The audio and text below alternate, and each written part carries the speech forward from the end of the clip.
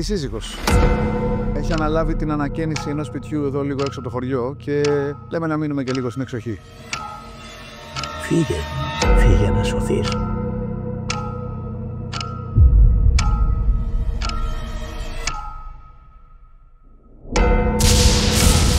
Βανέσσα!